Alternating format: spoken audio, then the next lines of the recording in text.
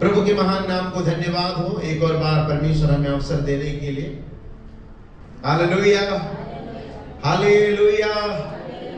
बीते दिनों में हम वचन को सुने थे स्तुति के बारे में। दो प्रकार के स्तुति के बारे में हम सुने थे और उनमें से पहला स्तुति के भेंट के बारे में, द ऑफरिंग ऑफ प्रेज के बारे में हमने सुने थे। और स्तुति के भेंट आमतौर पे दो रीति से, बहुत सारे रीतियों में से दो बातों को हमने सीखे थे। कौन कौन से थे? आप जब परमेश्वर के कुछ कार्य होते हुए देखते हैं अपनी आंखों से, तब आप परमेश्वर की स्तुति करते हैं। लोगों ने यीशु के समय पर देखा कि कोई व्यक्ति चंगा हो गया तो लोगों ने परमेश्वर की स्तुति की।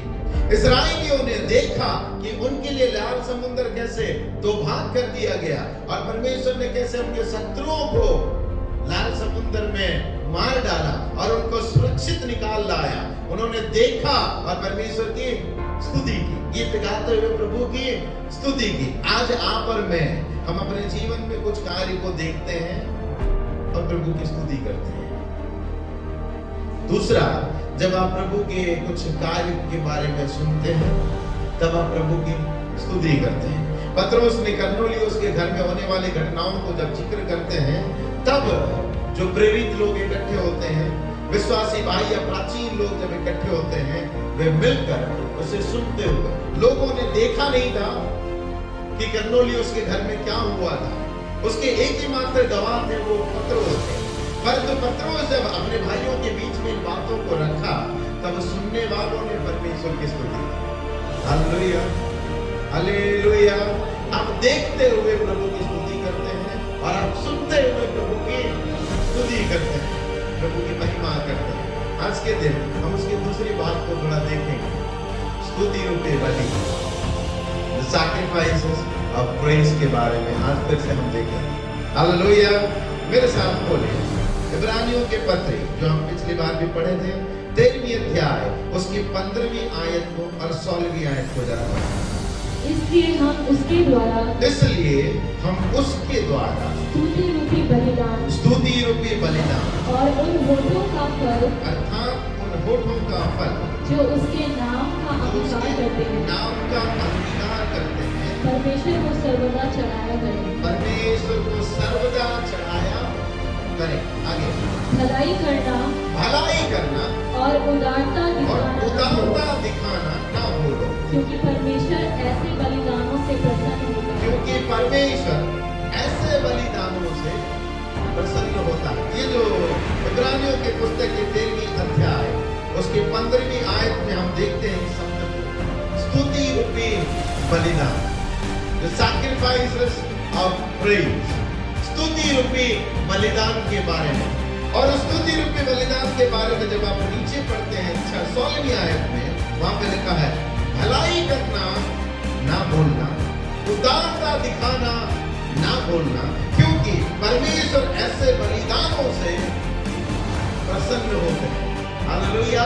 भलाई करना, उदारता दिखाना, ये एक प्रकार की बलिदान को दर्शाता है। इसको अगर आप देखेंगे, इब्रानियों की पुस्तक जब लिखी जा रही थी, इब्रानियों के पुस्तक को लिखने वाला जो प्रभु का दास है, वो ऐसे परिस्थितियों में लिखते हैं जिस समय पर यहूदी समाज से प्रभु यीशु को ग्रहण करते हुए जो लोग उन दिनों में प्रभु के अनुयायी बनते थे, यानी यीशु मसीह के पीछे जो चलते थे, उनके लिए यरूशलेम से एक प्रकार की ताड़ना की, सताव की, क्लेशों की समय आया।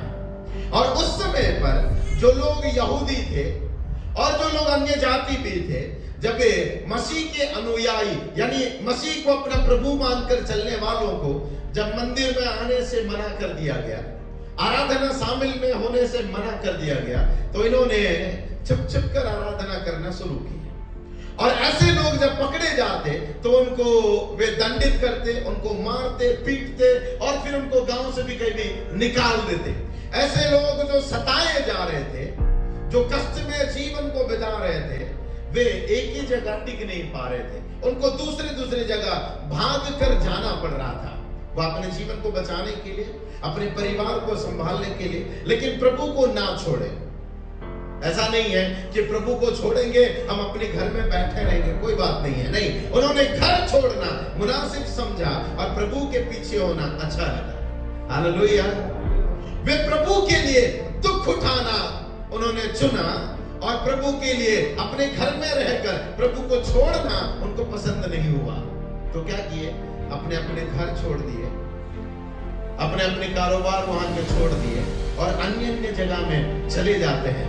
ऐसे लोग जो सताए हुए लोग थे, जो कष्ट के मारे प्रभु के लिए क्लेश उठाने वाले लोग थे, उनको इब्रानियों के लेखक लिखते हैं ताकि वे विश्वास से हट ना जाए, ताकि वे अपने क्लेशों के समय पर वे परमेश्वर की स्तुति करते रहें। क्लेशों के कष्ट के समय पर वे परमेश्वर की महिमा करते रहें। क्लेशों के समय पर भी परमेश्वर की बढ़ाई करते रहें। उन्हें ही कहते हैं आप इस पल में जब प्रभु की आराधना करते हैं, आप ऐसे कठिनाइयों के समय भी जब एक दूसरे की भलाई के लिए सोचते हैं, उदारता से कुछ कार्य करते हैं, यही स्तुति रूपक बलि है। Hallelujah, hallelujah. अक्सर क्या होता है स्तुति के भेंट में, हमने पिछली बार भी देखा, कुछ परमेश्वर ने आपके लिए किया तो उसके बदले में आप जो करते हैं उसे कहते हैं स्तुति की, स्तुति की, मुझे स्तुति की भेंट। लेकिन जब कष्ट में और मुसीबत में है, क्लेश भोग रहे हैं, खमी घटी से होकर जा रहे हैं, और ऐसे समय में जब आप प्रभु की आराधना में लगे रहते हैं, प्रभु की स्तुति करते हैं, ऐसे में भी आप भलाई करना नहीं छोड़ते हैं, ऐसे समय भी आप उदारता दिखाना नहीं छोड़ते हैं, तो उसे कहते हैं स्तुति रूपक बलि। Hallelujah, hallelujah. पिछले बार हमने देखे थे पौलुस और सिलास के बारे में, याद है? पौलुस और सिलास ने क्या किए? उन्होंने एक व्यक्ति को, एक महिला को दुष्टात्मा से भला किया, चंगा किया। लेकिन उनके मालिक को लगा हमारे बिजनेस अभी खत्म हो गया, इनके वजह से हम पैसे कमा रहे थे, लेकिन अब हमारा पैसा कमाना खत्म हो गया। इसीलिए उन्होंने उनके विरोध में खड़े होकर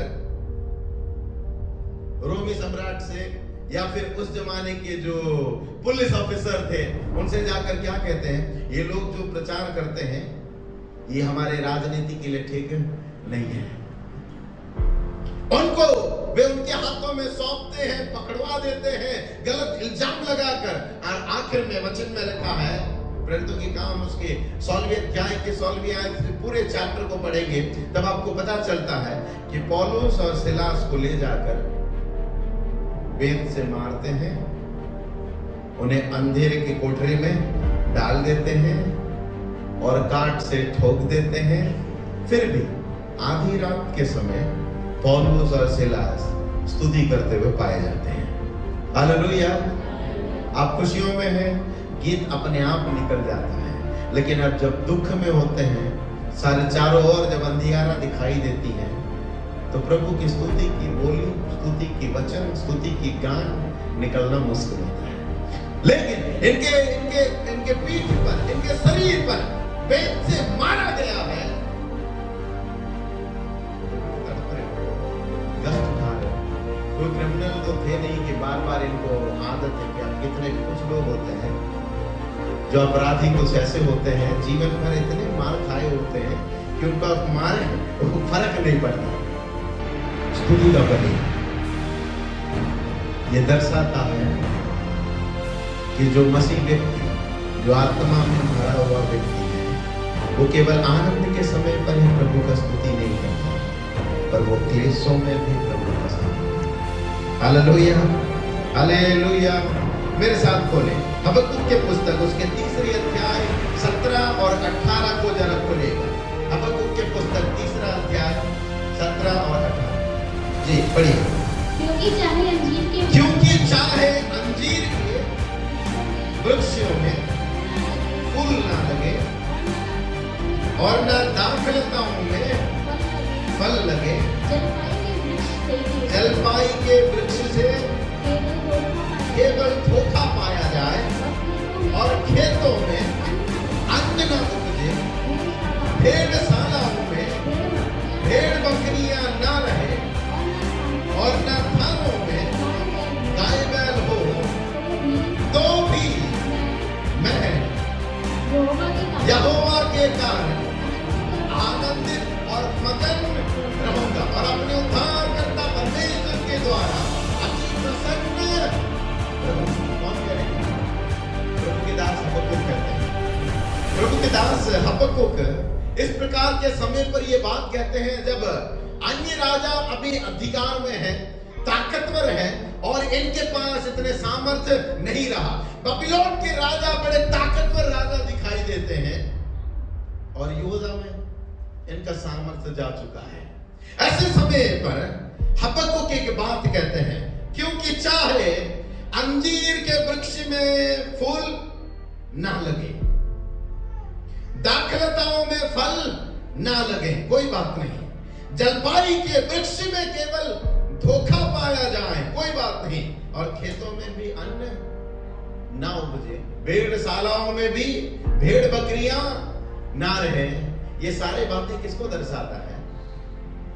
कठिनाई को, क्लेशों को। उस समय में किसी के पास इतने नौकरी की बात नहीं थी। हर व्यक्ति को अपने खेतों में काम करना पड़ता था। यहाँ पे जो शब्द लिखे गए ध्यान से सुनिएगा। एक व्यक्ति अगर उस जमाने में बढ़ोतरी है इनके जीवन में करके मानते तो ये चीजें उनके जीवन में पाई जाती, ये उनके घरों में पाई जाती। अगर कोई व्यक्ति अमीर है करके पता चलता तो फिर ये बातें जो लिखी गई हैं 70वीं आयत में ये पाए जाते हैं। अगर कोई व्यक्ति परितृप्त का जीवन उस जमाने में बिता रहा है, इसका मतलब उनके पास अंजीर के वृक्ष में फल है, दाखलता है, जलपाई के वृक्ष है, खेत है, भेड़शाला है। अगर ये पांचों चीज उनके पास है तो उस जमाने में वो परितृप्त है, बढ़ता हुआ व्यक्ति है, अमीर है, सब कुछ खुशहाल उसके पास है। समझ रहे मेरी बात है? फिग ट्री है, वाइन ब्रांचेस है, ऑलिव ट्री है, फील्ड है, फ्लॉक्स है। अगर ये बातें उनके पास है, इसका अर्थ क्या है? वो परितृप्त है, कमी नहीं है, घटी नहीं है, सब कुछ पर्याप्त है। Hallelujah, hallelujah, hallelujah. आपको याद है जब रेबेका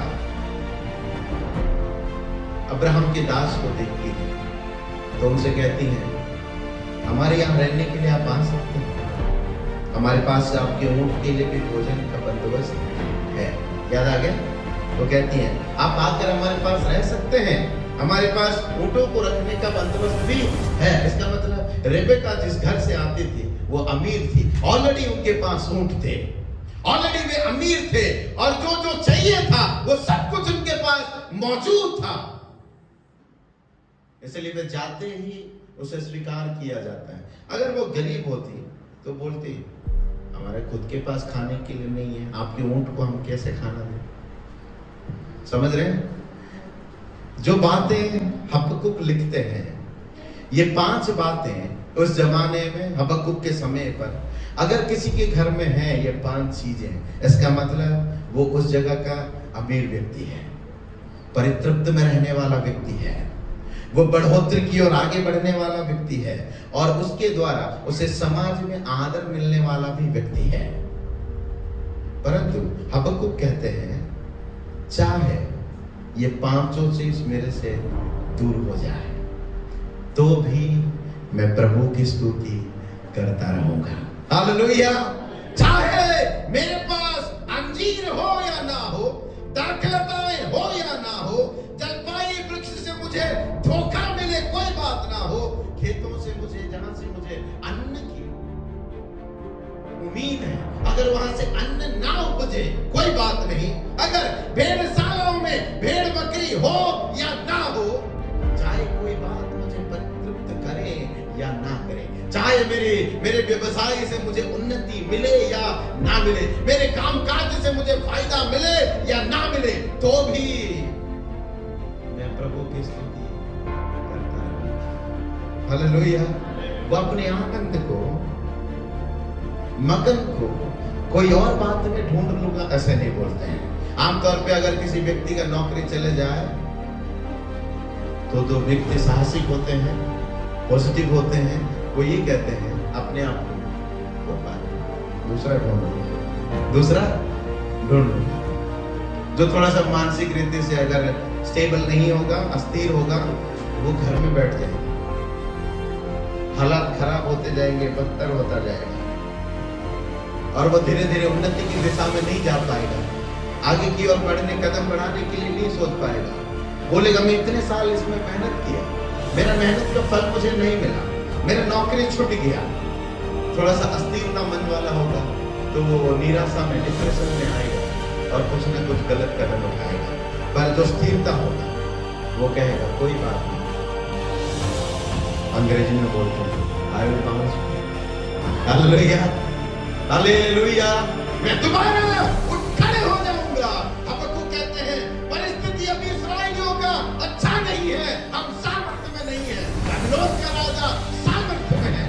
इसका मतलब क्या हुआ? हमारी प्रॉस्पेरिटी जितनी होनी चाहिए अब हम हमारी नहीं होगी। हम जितने अमीर बनते जाना था उतना हम अमीर नहीं बन पाएंगे, लेकिन फिर भी मैं परमेश्वर के कारण मगन, परमेश्वर के कारण आनंदित रहूंगा। जो कुछ भी मेरे विरोध में चले जाए उस क्लेशों के समय भी मैं प्रभु की इबादत करना नहीं छोड़ूंगा। हालेलुया, इसे कहते हैं स्तुति का बलि।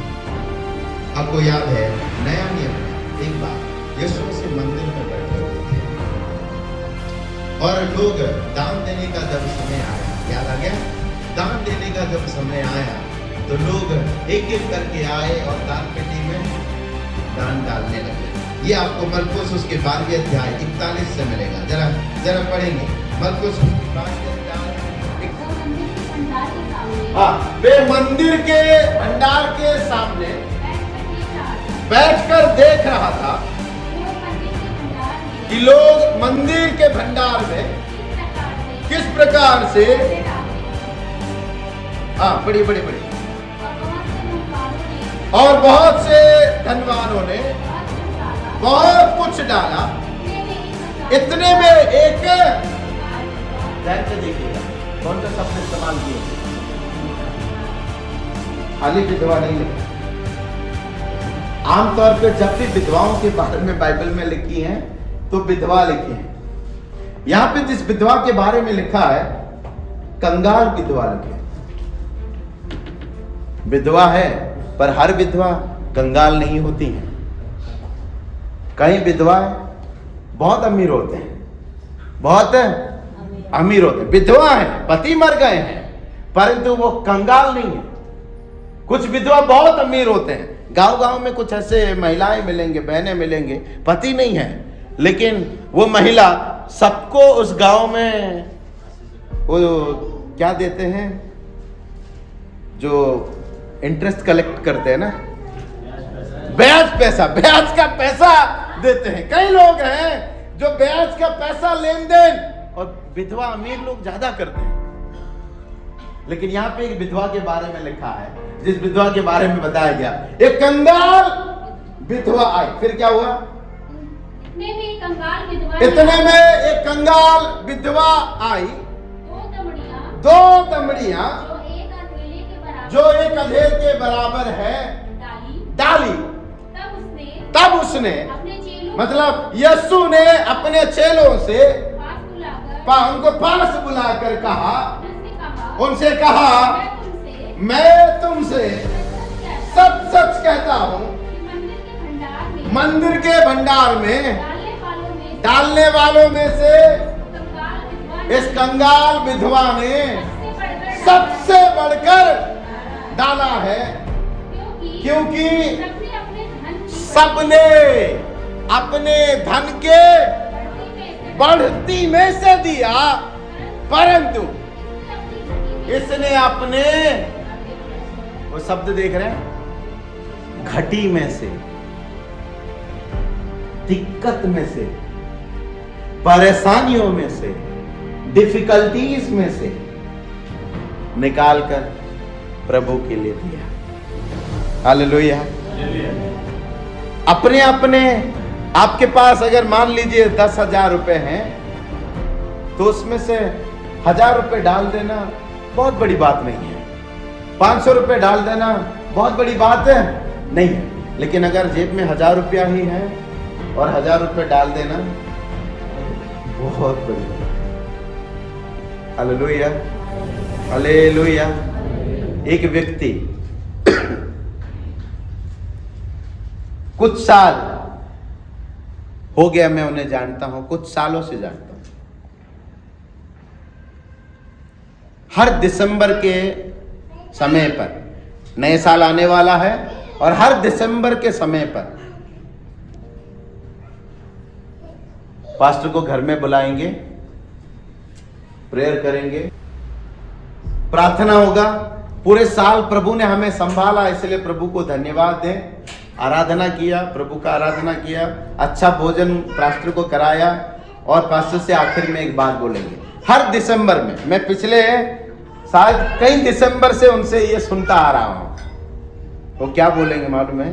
पास्टर जी प्रार्थना करना, हम दशमांश नहीं दे पा रहे, हमारे लिए प्रार्थना करना कि हम इस जो नया साल आ रहा है जनवरी से हम दशमांश दें, प्रभु के सेवा के लिए कुछ हाथ बढ़ाएं। हम पिछले साल ये बोले थे लेकिन कर नहीं पाए, क्योंकि ये काम आ गया, वो काम आ गया, वो लोन आ गया, ये लोन आ गया, ये इस वजह से हम जो डिसाइड किए थे वो पूरा नहीं कर पाए। मैं उनको बोलता था ठीक है, प्रार्थना में रखेंगे, जनवरी में दशमांश डालते हैं और खड़े होकर गवाही भी देते हैं। प्रभु ने हमारी इच्छाओं को पूरा किया और आज हमने दशमांश डाला। फरवरी में फिर से दशमांश डालेंगे। पिछले 4-3 साल हो गया, जनवरी का आएगा, फरवरी का आएगा, मार्च से दिसंबर तक बंद रहेगा, लेकिन हर दिसंबर में फिर से प्रभु से वादा करेंगे अगले साल हम पूरा डालेंगे। जब आपके पास बहुतायत है, कभी कभी आप डालते हैं, लेकिन जब आपके पास कुछ नहीं है, उस घटी में से डालना ही स्तुति का बलि है। समझ गए क्या मेरी बात? घटी में से डालना ही स्तुति का बलि कहते हैं। कभी कभी मन में आएगा, अरे नहीं, इस महीना प्रभु के लिए जो सेवकाई के लिए जाना है वो नहीं डालना है, इस महीना फलाना व्यक्ति मेरे का शादी है, विवाह है, उधर जाना है, इस महीना मोबाइल खरीदना है, इधर जाना है, इस महीना छत डलवाना है, इधर जाना है, इस महीना बैंक का गाड़ी का लोन देना है, इधर जाना है। प्रभु देख रहे हैं। तो उन पहला भाग में से है जो बहुतायत से ही देना जानता है, पर उन लोगों में से नहीं है जो घटी में भी देना जानता है। Hallelujah, hallelujah. जो बहुतायत से देना जानता है वो हर कोई जानता है,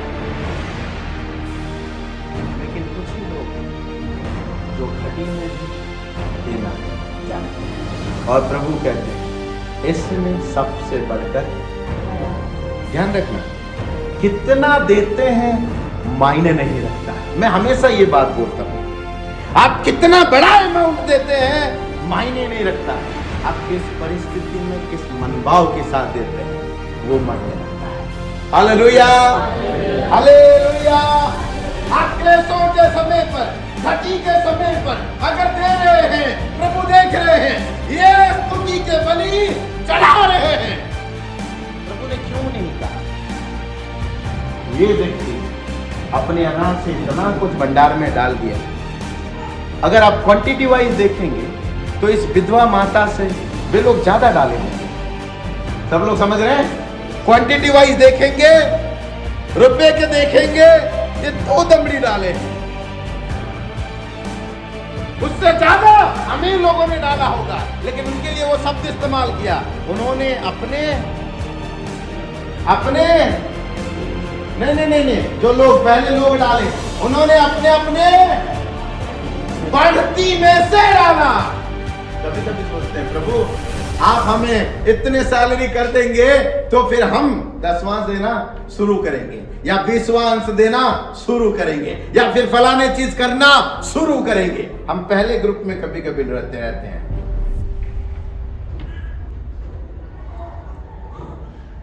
स्तुति के बलि अपने कमी में, अपने घटी में जो देना जानता है वो प्रभु के लिए स्तुति का बलि चढ़ाता है।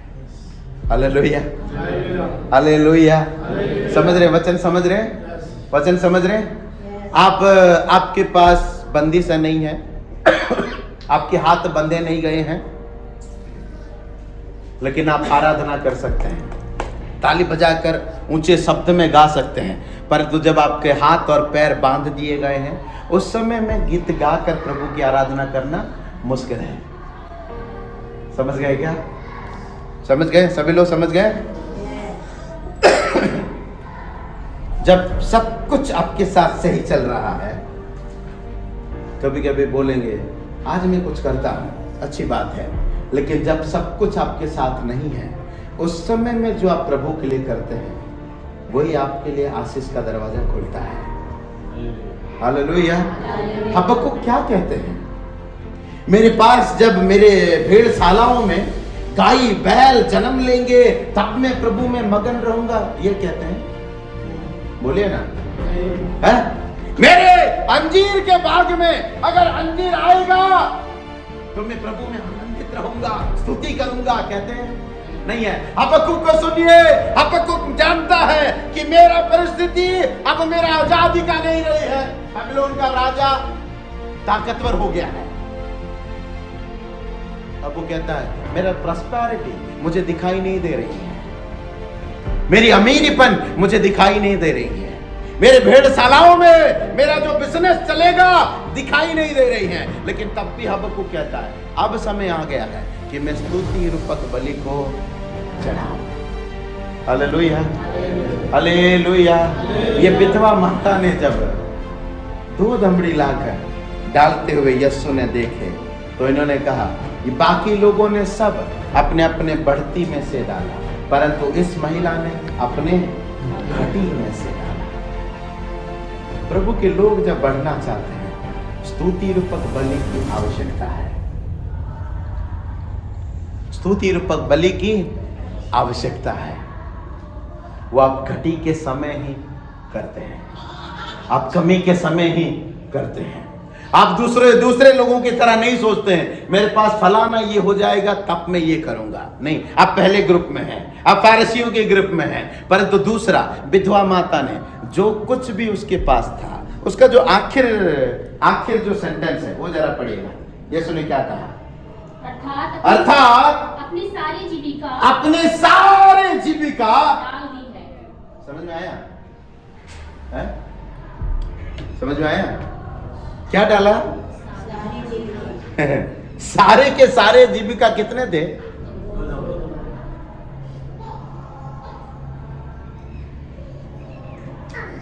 मतलब क्या है?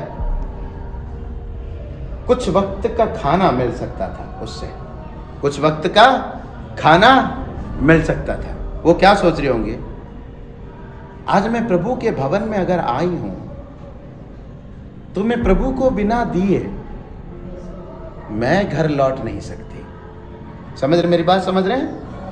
वो देख रही होगी सब लोग इतना इतना डाल रहे हैं, अगर वो थोड़ा सा दो सिक्का उसके पास है, वो अपने साड़ी पहनी होगी या जो भी होगा वो वस्त्र में छुपा कर रखी होगी, उसे शर्म भी आ रहा होगा कि ये सब लोग इतना ज्यादा देखते हैं, लेकिन मैं गरीब हूं, मैं विधवा हूं, मैं कंगाल हूं प्रभु, लेकिन मेरे पास 2 ही सिक्के हैं। वो छुपकर जाते हुए डालते हुए यीशु ने देखा। कभी कभी जब बड़े बड़े चीजों को देते हैं दान, लोग उसको ध्यान देते हैं,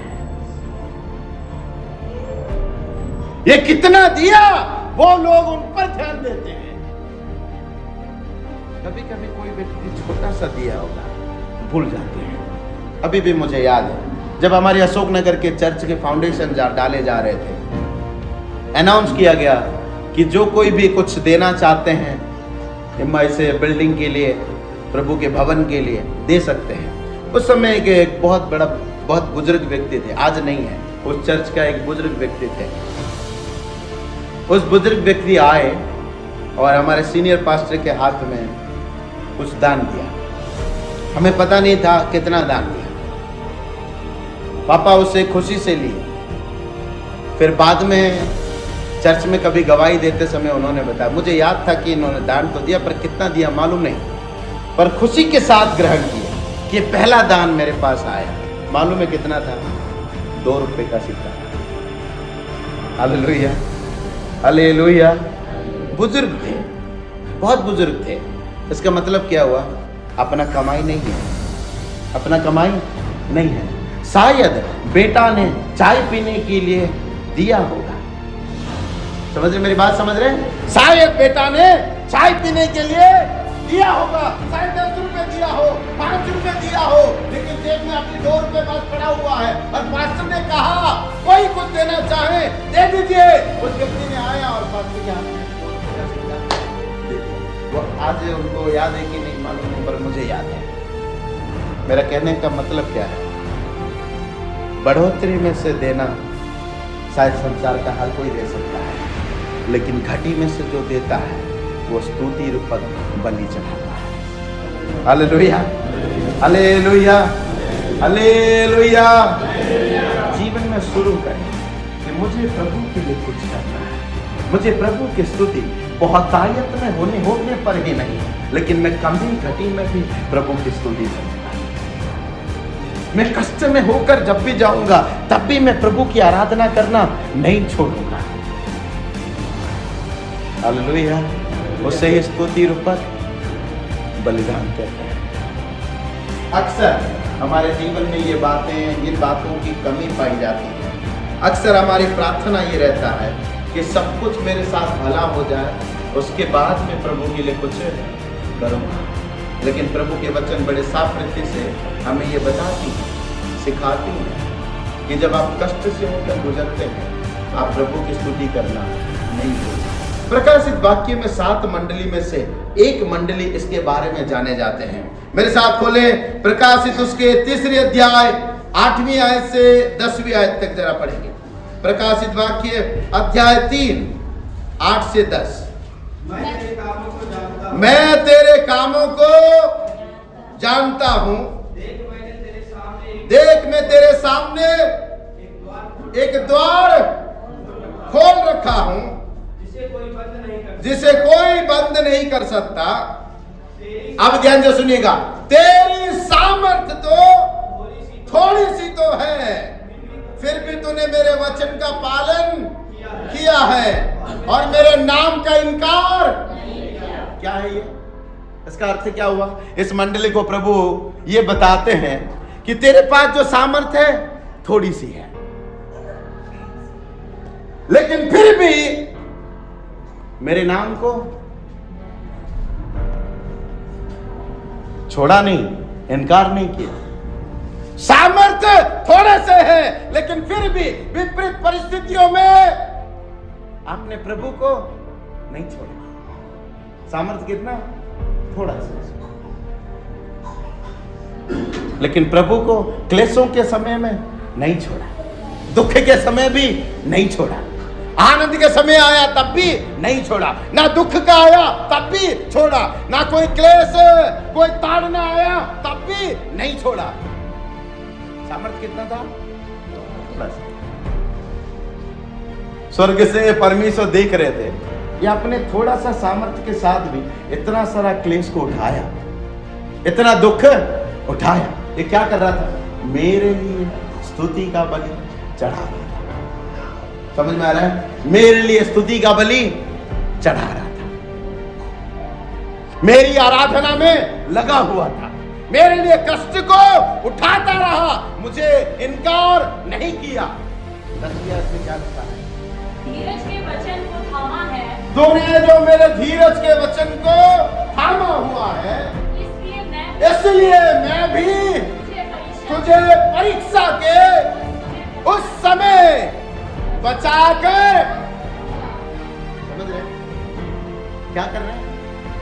क्योंकि तुमने अपने थोड़े से सामर्थ्य में मेरे लिए दुख उठाया, मेरे नाम को इनकार नहीं किया। इसलिए जब परीक्षा की घड़ी जब आ रही है तो मैं तुझे संभाल कर रखूंगा। स्तुति रूपक बलि चढ़ाने वालों से परमेश्वर का ये प्रतिज्ञा है कि थोड़े से सामर्थ्य में जो तूने मेरे नाम से कुछ सहा है, तो मैं तेरे लिए जब बड़ा समस्या आएगा मैं खड़ा रहूंगा, मैं तुझे बचाऊंगा, मैं तुझे संभालूंगा, सुरक्षा मैं तुझे दूंगा। स्तुति के बलि चढ़ाने वाले आंसू बहाते हुए भी प्रभु की आराधना करने वाले होते हैं।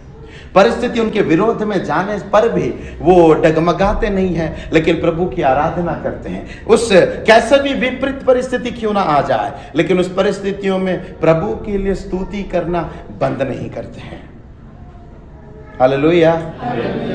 जो कष्ट में है, दुख में है, परेशानी में है, लेकिन फिर भी भलाई करना नहीं छोड़ते, उदारता दिखाना नहीं छोड़ते हैं, और ऐसे बलियों में परमेश्वर प्रसन्न रहता है। हालेलुया। समझ में आया? ऐसे बलियों में परमेश्वर प्रसन्न रहते हैं, और इसे ही कहते हैं स्तुति का बलि, द सैक्रिफाइसेस ऑफ प्रेज।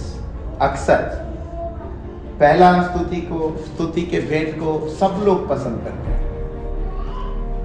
गवाही ज्यादा मिलता है। ऐसा कि हमारा बेटा 10th पास हो गया, प्रभु को धन्यवाद, पानी पिलाया किसी को, खाना खिलाया किसी को, फैन लेकर आ गया, कुछ ना कुछ किया।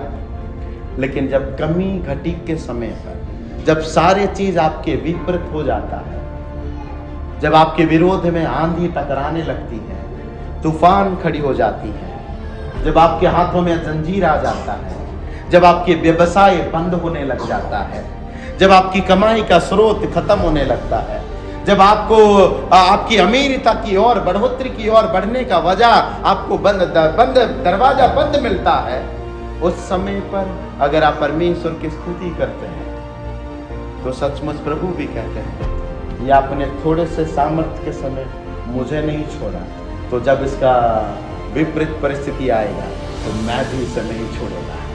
Hallelujah, hallelujah. ये समय है कि आने वाले दिनों में परमेश्वर का प्रतिज्ञा, इच्छा, योजना मेरे जीवन में पूरी हो। वो कहेंगे देखकर, इसके पास क्लेश था और इसने मुझे नहीं छोड़ा, इसके पास दुख था उसने मुझे नहीं छोड़ा, इसके पास अमीरता चला गया, नहीं छोड़ा, ये क्लेशों में भी मेरा आराधना करता रहा, बुरा भला नहीं कहा, तो मैं इसे कैसे छोड़ूंगा। आयुब के जीवन को देखिए,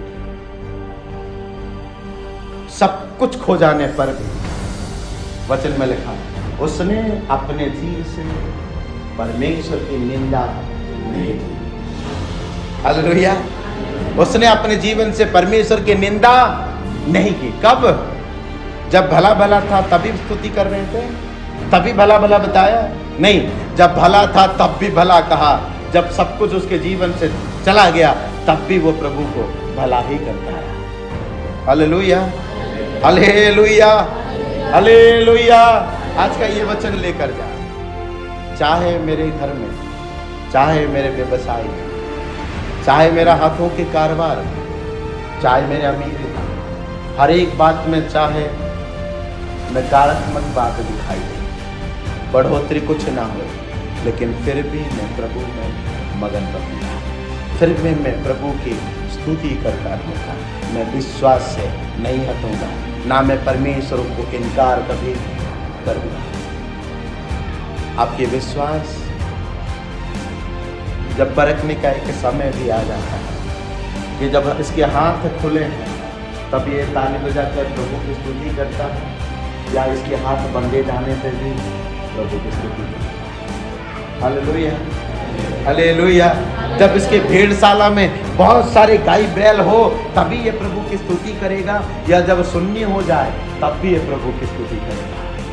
जब इसको बढ़ोतरी की ओर देखेगा तभी ये प्रभु की स्तुति करेगा, या जब ये शून्य होएगा तब भी प्रभु की। आज एक निर्णय लेने का समय है कि प्रभु मैं हर वक्त आपकी स्तुति करता रहूंगा, निरंतर मेरे मुख से तेरी स्तुति होती रहे।